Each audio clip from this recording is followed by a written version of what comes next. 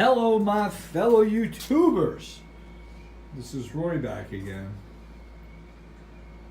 Let's see what we have here. Let's get right into it. We have 3-inch outside diameter, 2 3/8 inside diameter.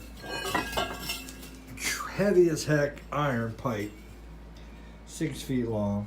Ed's PMH fits perfectly in it. Okay, and we're going to talk about resonance, frequency in the pipe itself, and using the PMH as a shunt. I want you to hear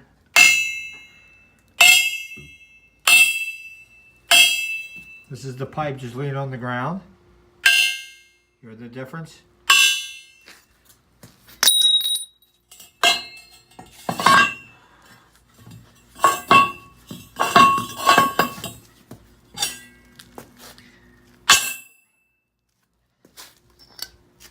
Let's move the shunt up.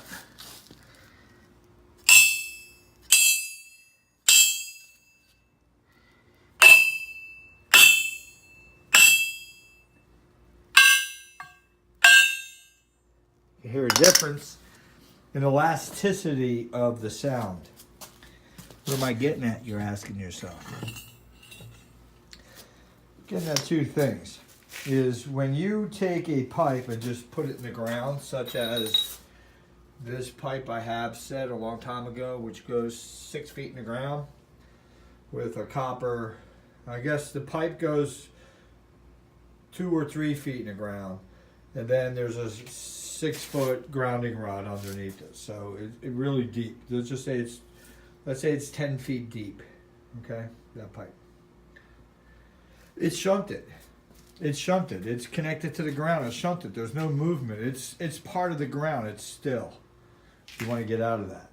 Here's your 2 pipes.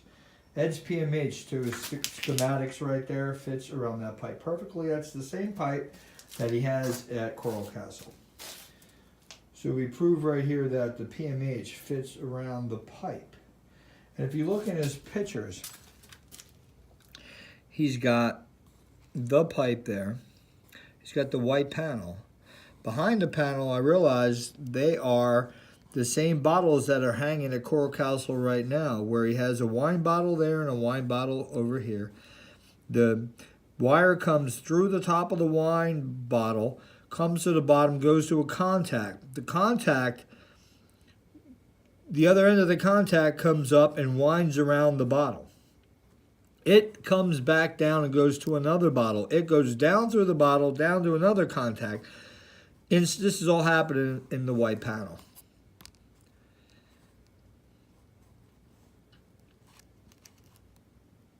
If you look at some pictures of Coral Castle, you'll see stuff laying around. You'll see a block of wood like this with a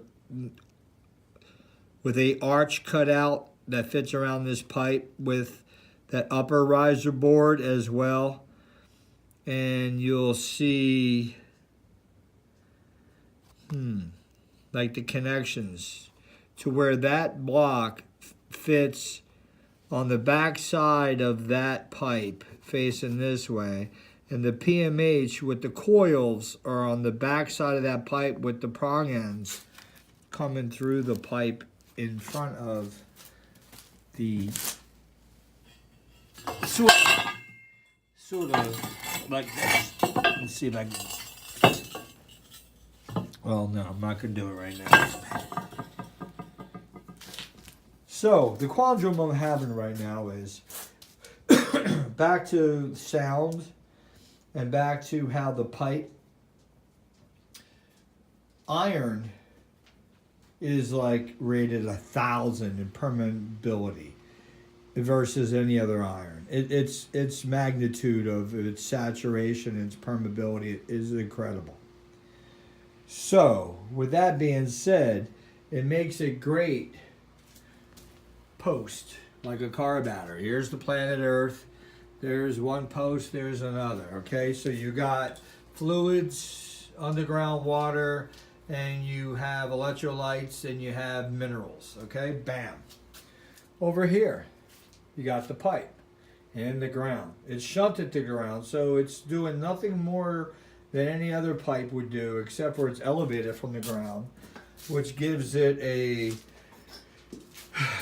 difference in potential in the iron itself because its permeability.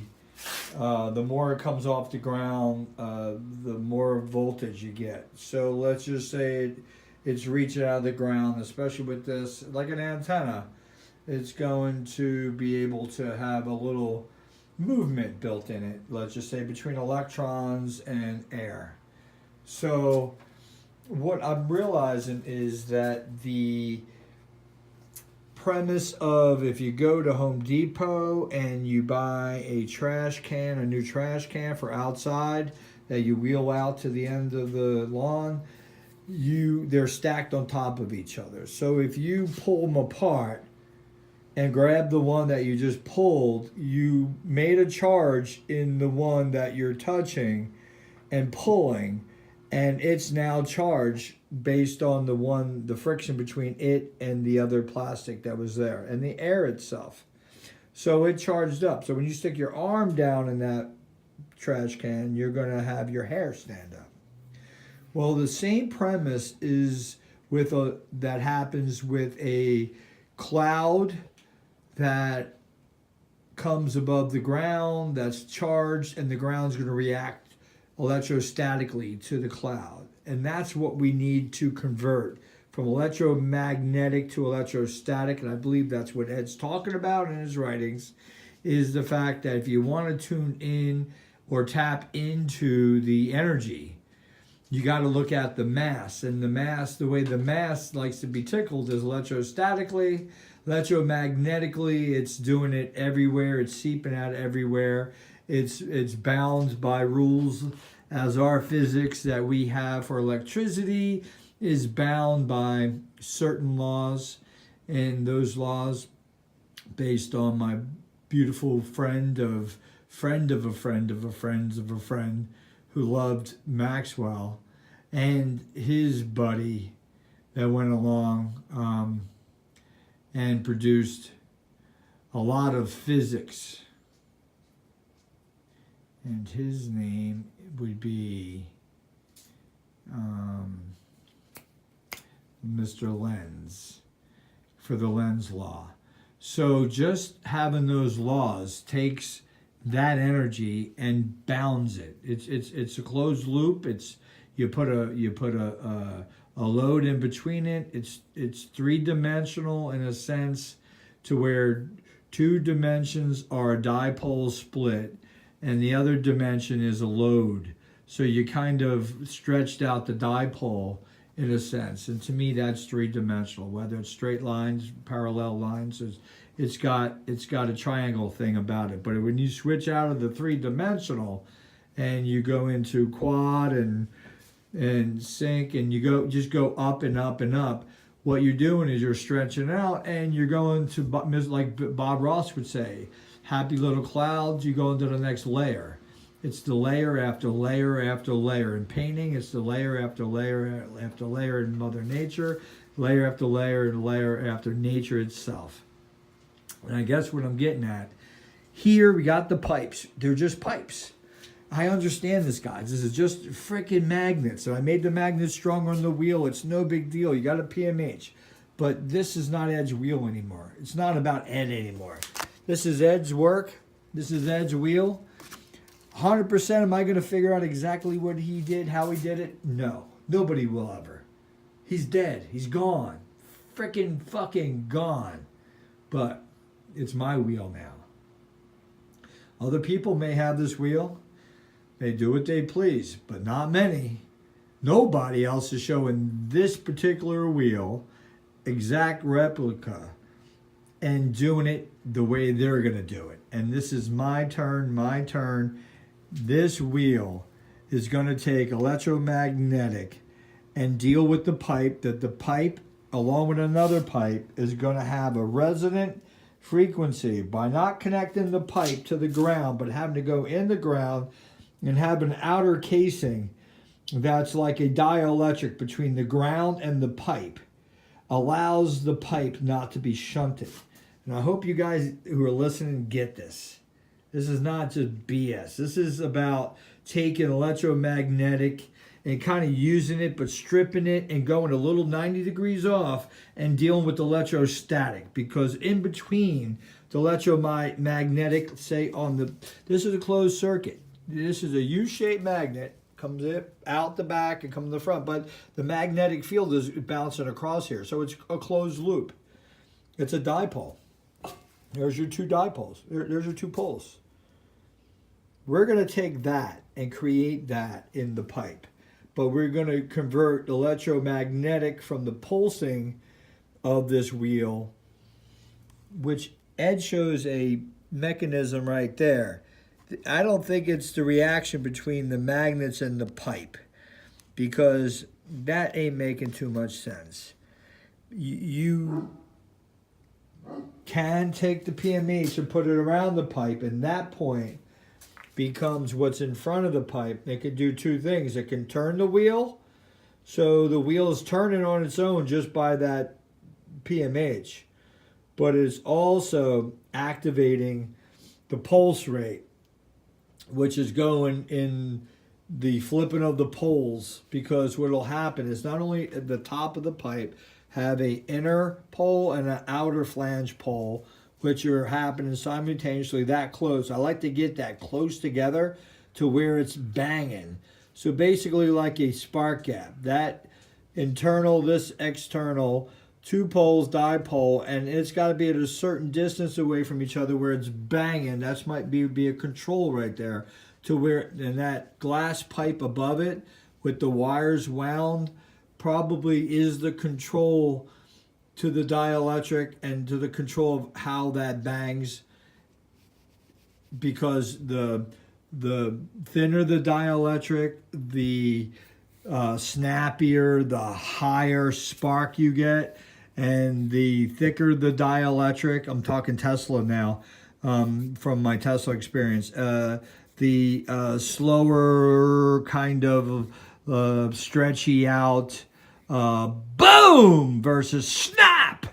And that's what you get with the dielectric. So it's all important about how I design the dielectric to the top and to the bottom.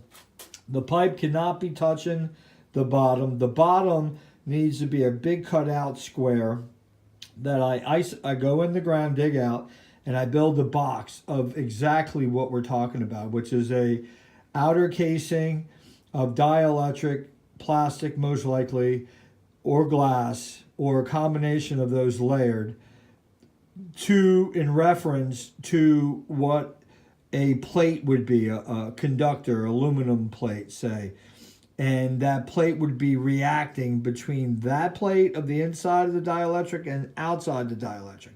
But the outside of the dielectric also needs another layer of plastic around it that is touching the ground, because it's the third dimension of spacing of time, we'll call it, of the energy in ground, that actually takes ground and just makes it a medium for itself to draw from.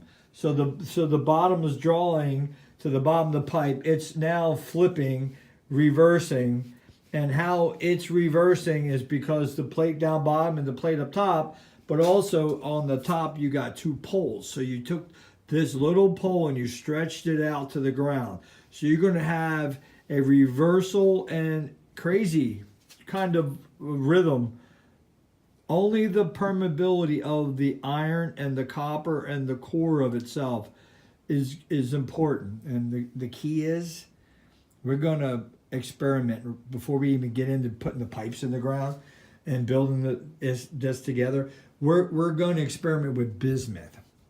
And the reason I bring bismuth in here is the key element is bismuth. The fact that it's 90 degrees off of its lattice setup of like lead and bismuth. It's so dense, but it's a great conductor. It's a conductor, I'll just say. Very good with electrostatic. Exactly. I showed it with Tesla coil. Great electrostatic conductor. It's also 90 degrees off from electromagnetism. And that's exactly what we need as a connection with the ground, is by using not lead but bismuth, in a sense of casing part of the pipe, not the whole casing around the pipe, but half. Like, I believe Ed is really saying stuff to us when he shows us his half crescent moons, that it's half. So if you unbalance half of a circle, it's sort of like taking a centrifugal force and a flywheel, and the flywheel has spacers on it where it unbalances the flywheel. So the flywheel is going to have a woof, woof about it. That's you doing that with the materials, with the elements. So I hope you guys enjoy the video. Leave your comment. Yeah, step by step, we're going to start cutting out 2 spaces in the ground. I'm going to move this whole thing, take it apart, not the wheel, but just take the wheel off and take all the section apart. And we're going to cut that pipe off, just not going to use it. Maybe I'll leave it, but just take the top off of it, but make a new location here and set in the ground. These 2 apparatuses are going to sit on I'm going to draw it out. It's going to sit in a beautiful array to where it's not touching the ground, it's isolated.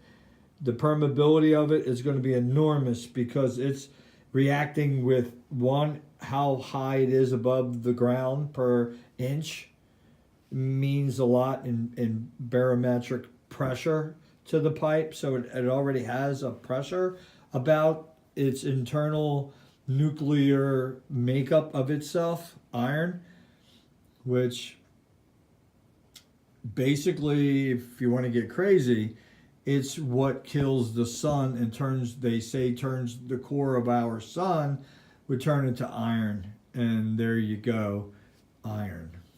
The saturation of all saturations. Guys, leave your comments. Peace out.